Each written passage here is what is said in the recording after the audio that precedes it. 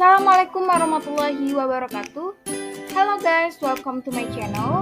Perkenalkan, nama saya Kurnia Mawada dari Prodi Pendidikan IPA dengan NPM A1M022034. Di sini saya akan menjelaskan tentang konsep dasar filsafat. Apa sih yang Anda pikirkan setelah mendengar kata filsafat? Pada saat pertama kali kita mempelajari ilmu filsafat, pasti banyak pertanyaan-pertanyaan yang akan muncul di kepala kita. Salah satunya yaitu istilah filsafat, di mana istilah filsafat itu dibagi menjadi dua segi. Yang pertama ada segi semantik, yaitu di mana perkataan filsafat berasal dari bahasa Yunani, philosophia. Philos artinya cinta dan sophia artinya pengetahuan. Jadi filosophia berarti cinta kepada kebijaksanaan atau cinta kepada kebenaran. Maksudnya, setiap orang yang berfilsafat diharapkan menjadi bijaksana. Yang kedua ada segi praktis.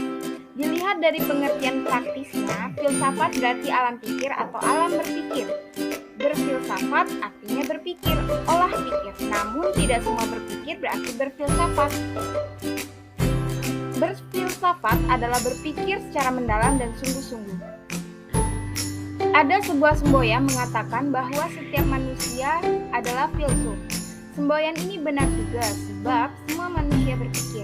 Akan tetapi secara umum, setiap manusia yang berpikir tidak termasuk berfilsuf.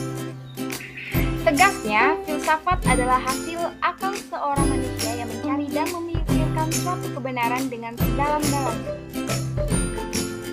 Ada beberapa pengertian filsafat menurut beberapa ahli, salah satunya yaitu Aristoteles.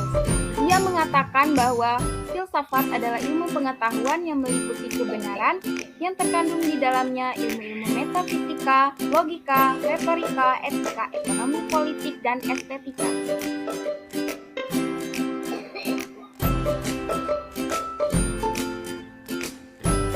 Kemudian, menurut Profesor Mr. Muhammad Yamin, ia menegaskan bahwa filsafat ialah pemusatan pikiran sehingga manusia menemui kepribadiannya seraya di dalam kepribadiannya itu dialaminya kesungguhan.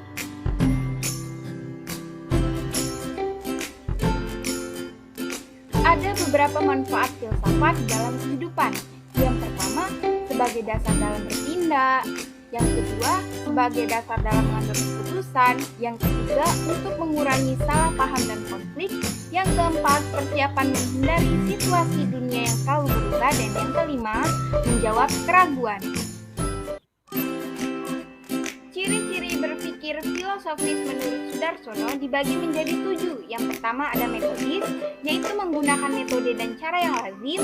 Yang kedua ada sistematis, berpikir dalam suatu keterkaitan antar unsur. Yang ketiga ada koheren, di antara unsur-unsur yang dipikirkan tidak terjadi suatu pertentangan. Yang keempat ada rasional, berdasarkan pada kaidah berpikir yang benar dan logis. Yang kelima ada komprehensif, berpikir tentang suatu berbagai sudut pandang. Yang keenam ada radikal, berpikir secara mendalam sampai ke akar-akarnya. Dan yang ketujuh universal, yaitu muatan kebenaran yang bersifat universal, mengarah pada realitas kehidupan manusia secara Pasti akan muncul pertanyaan mengenai apa itu filsafat pendidikan. Pengertian filsafat pendidikan. Filsafat pendidikan adalah filsafat yang digunakan dalam studi mengenal masalah-masalah pendidikan. Filsafat merupakan perangkat nilai-nilai yang melandasi dan membimbing ke arah pencapaian tujuan pendidikan. Teori pendidikan bertujuan menghasilkan pemikiran tentang kebijakan dan prinsip-prinsip pendidikan yang didasari oleh filsafat pendidikan. Kemudian ada pokok-pokok persoalan filsafat. Yang pertama, hakikat benar dan salah, logika atau ilmu. Yang kedua, hakikat baik buruk, etika. Dan yang ketiga, hakikat indah tidak indah, estetika. Filsafat pendidikan pada hakikatnya adalah penerapan analisa filsafat terhadap lapangan pendidikan. John Dewey mengatakan bahwa filsafat adalah teori umum dari pendidikan, landasan dari semua pemikiran mengenai pendidikan. Apa yang menjadi persoalan Filsafat. Pada awalnya, timbul persoalan filsafat oleh para filsuf adalah ketika manusia kagum dan heran terhadap peristiwa gejala-gejala alam seperti gravitasi, gempa bumi, tsunami, hujan, melihat laut yang luas, dan gejala alam lainnya. Pada saat manusia kagum dan heran, berarti pada saat itu ia tidak tahu dan menjadi persoalan baginya.